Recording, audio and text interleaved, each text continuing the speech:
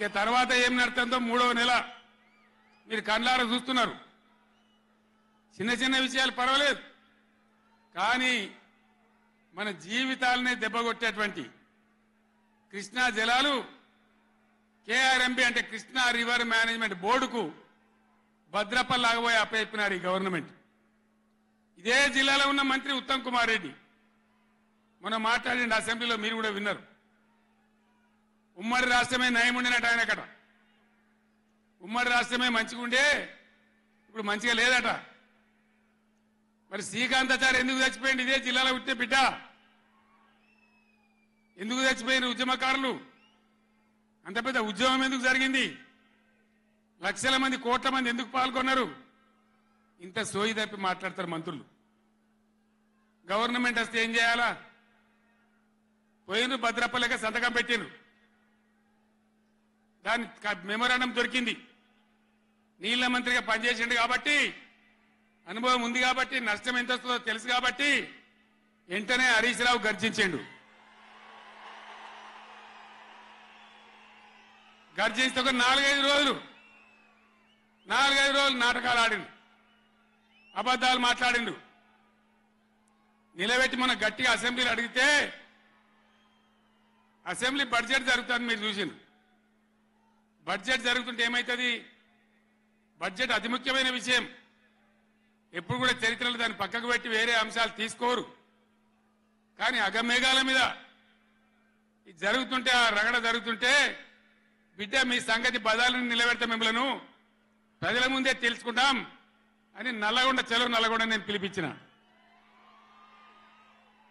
ఎందుకంటే నాకు చేతనైనా కాకపోయినా నా కట్టె కాలే వరకు తెలంగాణకు అన్యాయం జరిగితే చివరి శ్వాస దాకా కూడా పులిలాగా లేచి కొట్లాడతా తప్ప పిల్లిలాగా ఉండను. ఎట్టి పరిస్థితులలో 600 ఏ విషయంలో కూడా తెలంగాణకు అన్యాయం జరగనివ్వను. కొట్లాడదాం.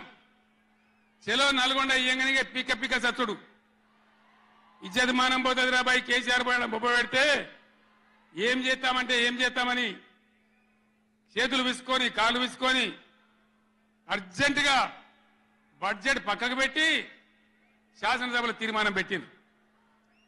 ఆ తీర్మానం కూడా చక్కగా లేదు. వాళ్ళ తెలివి సల్లారా. సాగునీళ్లు తాగునీళ్ళు అని పెట్టిండ్రు, కరెంటు ఉత్పత్తి పెట్టలేదు మళ్ళీ దానిలో. ఆ తీర్మానంలో కూడా అంత తెలివి తక్కువ తీర్మానం.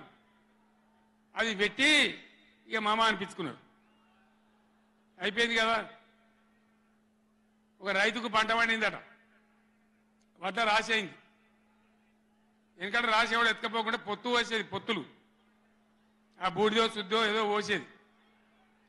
పక్క రైతుని పిలిచి పొరుగు రైతు పొత్తు పోయిరాబాయ్ అంటే, ఉంటే నాకేంది పోతే నాకేంది పులిగోవాలి కానీ పొత్తు పోసిందట.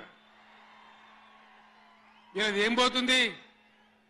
వాళ్ళకు కావాలి పదవులు, వాళ్ళకు కావాలి పైరవీలు, వాళ్ళకు కావాలి డబ్బులు తప్ప ప్రజల హక్కుల గురించి లేదు. నాడు లేదు, నేడు లేదు. దయచేసి నేను మీ అందరినీ కోరేది ఒకటే, అన్ని సందర్భాల్లో పోరాటమే ఉండదు. అవసరమైనప్పుడు పోరాడాలి, పోరాటానికి సిద్ధంగా ఉండాలి. అవసరమైతే సద్దులు కట్టుకొని రావాలి, మనం పిడికిలి బిగించాలి. అప్పుడే మన హక్కులు కాపాడుకోగలుగుతాం. అటు కేంద్రాన్ని కానీ, అధికారులను కానీ, కృష్ణా ట్రిబ్యునల్ కానీ, రాష్ట్ర ప్రభుత్వం కూడా భద్రప పనిచేయకుండా అప్రమత్తంగా ఉంచేటట్టు కానీ నడవాలంటే మనం ఎప్పటికప్పుడు జాగ్రత్తగా పులుల్లాగా కొట్లాడాలి. ఈ మాట చెప్పడానికి నేను ఇంత దూరం వచ్చిన, మిమ్మల్ని అందరినీ సమీకరించిన. ఇప్పుడు గవర్నమెంట్ వచ్చింది. గవర్నమెంట్ వచ్చిన కాడి నుంచి మీరు చూస్తాను, ఎవడన్నా కొత్త గవర్నమెంట్ వస్తే ఏం చేయాలి? పోయిన గవర్నమెంట్ కంటే 4 మంచి పనులు చేస్తాం, ప్రజలు అవలంబించుకుంటామనే మాట ఉండాలి, ఆరాటం ఉండాలి. ఒక్కటన్నా మంచి మాట ఉన్నదా? ఒక్కటన్నా? పొద్దున్న లేస్తే సొల్లుపోయాను కేసీఆర్ని తిట్టాలి. కేసీఆర్ని తిడితే మీరు పెద్దోళ్ళు అవుతారా? లేనిపోని బదనాములు పెట్టి కేసీఆర్ మీద బదనాం పెడితే మీరు పెద్దోళ్ళు అవుతారా? ప్రజల హక్కులు గాలికి వదిలేసి ఏ విధంగా అసెంబ్లీలో మాట్లాడుతున్నారో, ఎటువంటి దుర్భాష మాట్లాడుతున్నారో, ఎంత దుర్మార్గమైన పద్ధతిలో మాట్లాడుతున్నారో టీవీల సాక్షిగా మీరందరూ చూస్తా ఉన్నారు. నేను మీ అందరిని కోరేది ఒకటే, ఎవరికి అధికారం శాశ్వతం కాదు, కానీ తెలంగాణ ప్రజల హక్కులు శాశ్వతం, మన వాటా శాశ్వతం, మన బతుకులు నిజం, మన పిల్లల భవిష్యత్తు నిజం.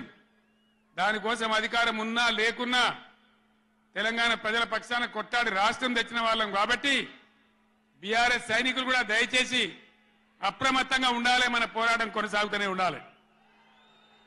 ఆ విధంగా మనం ముందుకు పోవాలి.